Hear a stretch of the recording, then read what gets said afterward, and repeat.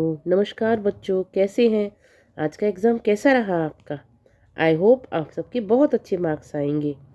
आज आपको आपके विज्ञान के पेपर का सॉल्व कराने जा रही हूँ। आज जो मेरे पास सेट है वो सेट ए है। तो आइए देखते हैं। सबसे पहले इसमें आपके ऑब्जेक्टिव दिए हुए हैं। पहला ऑब्जेक्टिव है CaCO3 it is equal to CaO plus CO2 उपयुक्त अभिक्रिया किस प्रकार की है? तो इसका आंसर है वियोजन।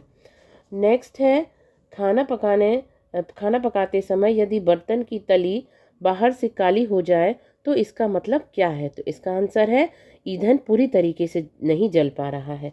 नेक्स्ट है पादप में जाइलम उत्तरदायी है किस चीज़ के लिए?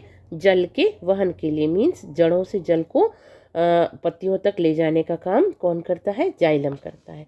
अगला है आपका दो तंत्रिका कोशिका के मध्य खाली स्थान को क्या कहते हैं? आंसर है इसका सिनेप्स। अगला है पराग कोश में होते हैं, तो आपका आंसर है पराग कण।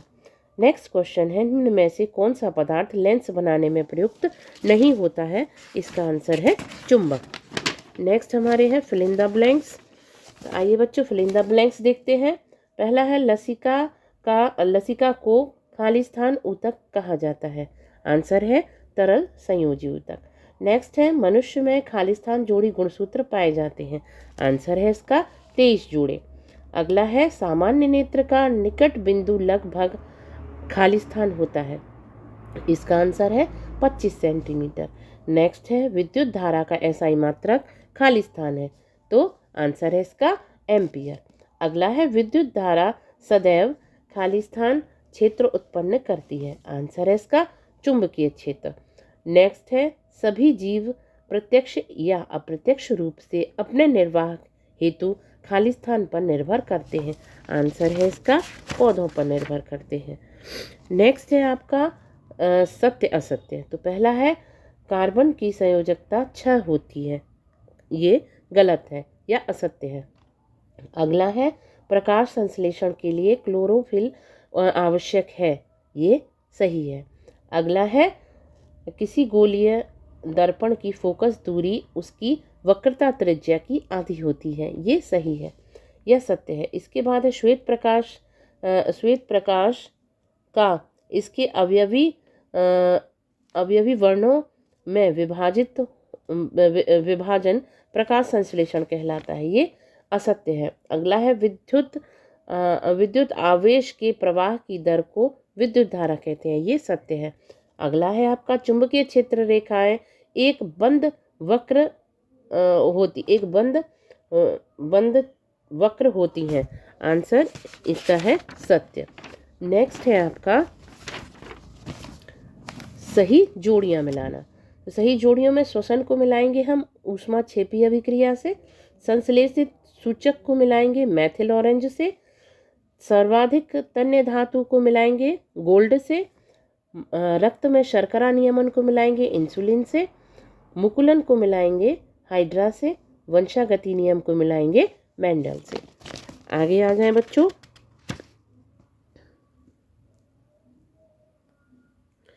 मैचिंग के बाद आ जाते हैं हम एक वाक्य में या एक शब्द में उत्तर पे। संयोजन अभिक्रिया किसे कहते हैं?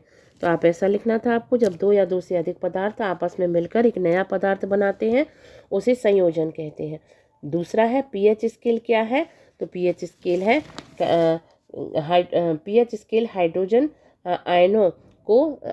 आयनों की सांद्रता को मापने के लिए इसका उपयोग किया जाता है या इस स्केल का उपयोग किया जाता है। अगला है आपका विकृत एल्कोहल किसे कहते हैं? तो जो एल्कोहल होता है उसमें एथेनॉल जैसी कुछ विषैले पदार्थ मिला दिए जाते हैं तो वो उपयोग पीने के योग्य नहीं रहता है, इसे ही हम विकृत एल्कोहल कहते हैं। अगला है मछली के हृदय में कितने कोष्ठ होते हैं? आंसर है इसका 2। अगला है मानव भ्रूण प्लेसेंटा का क्या अर्थ है या क्या कार्य है?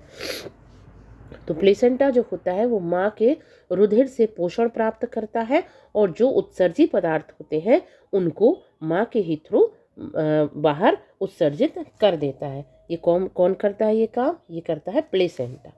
नेक्स्ट है हमारा विभवांतर का एसआई मात्रक का नाम बताइए। तो इसका एसआई मात्रक है बोल्ट। नेक्स्ट आ जाए तो आपका है अम्लीय वर्षा किसे कहते हैं? तो अम्लीय वर्षा मैं आपको पहले ही बता चुकी थी पहले वीडियो में कि अम्लीय वर्षा में अम्लीय वर्षा के जल का पीएच मान 5.7 होता है या फिर इससे कम भी हो सकता है। इससे हानि भी बतानी थी कि जो इमारतें हैं वो पीली पड़ जाती हैं, उनको नुकसान होता है। अगला है आपका क्रिस्टलन जल किसे कहते हैं? अगला है विरंजक चूर्ण के कोई दो कार्य। ये मैंने आपको बताया था कीटाणुनाशक जल को कीटाणु रहित करने में, और दूसरा कपड़ा उद्योग में इसका उपयोग किया जाता है कपड़ों की सफ़ेदी के लिए। अगला है बेकिंग सोडा के कोई दो उपयोग लिखिए। तो बेकिंग सोडा का उपयोग था रसोई घर में केक और केक को स्पंजी बनाने में। इसके बाद इसको आगे आगे देखते हैं।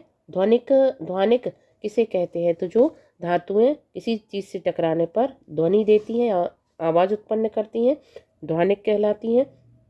उभयधर्मी ऑक्साइड किसे कहते हैं? इसके बाद अगला क्वेश्चन है वैद्युत संयोजक यौगिक किसे कहा जाता है? यशद लेपन किसे कहते हैं?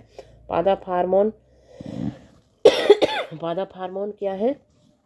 इसके दो उदाहरण दीजिए। प्रतिवर्ती क्रिया क्या होती है? इसके दो उदाहरण दीजिए। प्रतिवर्ती क्रिया में आपको सिर्फ इतना लिखना था कि कोई गर्म चीज़ टच हो जाती है, ठंडी चीज़ या कोई चुभ जाता है तो हम हाथ वहाँ से हटा लेते हैं। तो इसके दो उदाहरण इसी प्रकार से हो जाते हैं। तंत्रिका कोशिका का न्यूरॉन का स्वच्छ नामांकित चित्र देना था।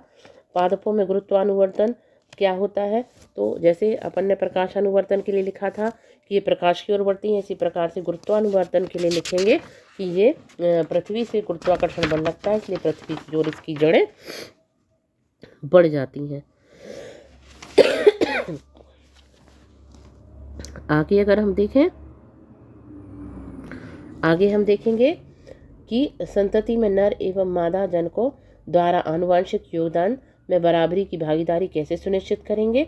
नेक्स्ट है मेंडल। इसमें आपको मेंडल का पृथक्करण का नियम लिखकर उसका रेखा चित्र बनाना था। अगला है लेंस की क्षमता किसे कहते हैं? इसका एसआई मात्रक लिखना था। प्रकाश के परावर्तन के दो नियम लिखने थे। फिर इसके बाद इन्होंने दो न्यूमेरिकल्स दिए हुए हैं, दो सवाल हैं जिनको आपको सॉल्व करना था।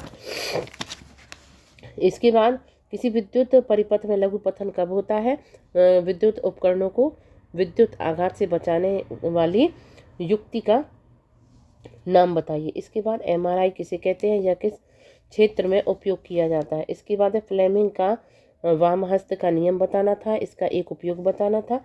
परिनालिका किसे कहते हैं? एक उपयोग बताइए। ओजोन परत की क्षरण के मुख्य कारण बताइए। अजैव निम्नीकरण पदार्थ किसे कहते हैं? कोई दो उदाहरण देने हैं।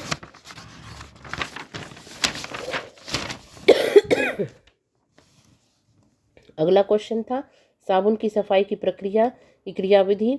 इसके बाद यौगिकों की संरचना व सूत्र बनाना था, क्लोरोप्रोपेन, प्रोपेनॉल और एथेनॉल। इसके बाद क्या होता है जब अंड का निषेचन नहीं होता है? अगला है ऊतक संवर्धन विधि द्वारा एक नया पौधा किस प्रकार विकसित करते हैं, इसके बारे में बताना था। मानव नेत्र का जरा दृष्टि जो कि बूढ़ों में होता है, इसके बारे में लिखना था। स्वच्छ आकाश का रंग नीला क्यों दिखाई देता है? तो ये प्रकाश के प्रकीर्णन के कारण दिखाई देता है, इसको आपको बताना था।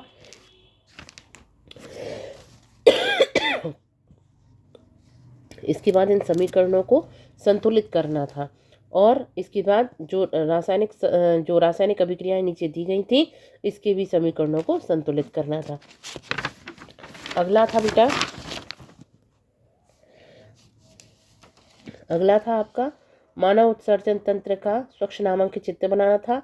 इसके बाद स्वस्थ वयस्क मनुष्य का रक्त दाब कितना होता है वो लिखना था, 120/80।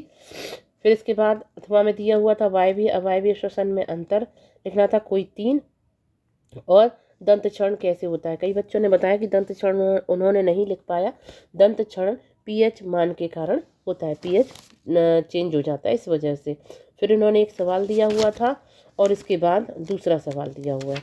तो इस प्रकार बच्चों अगर आप मेरे प्रीवियस वीडियोस को देखेंगे तो आपको ये पता चलेगा कि मैंने जो आपको क्वेश्चन तैयार कराए थे उसमें से लगभग 70 से 80% प्रश्न आपके इस पेपर में आए हैं। तो बच्चों आप आगे इसी चैनल से जुड़े रहें। और जो 9th के बच्चे हैं उनके लिए आज से मैंने वीडियो डालना स्टार्ट कर दिया है।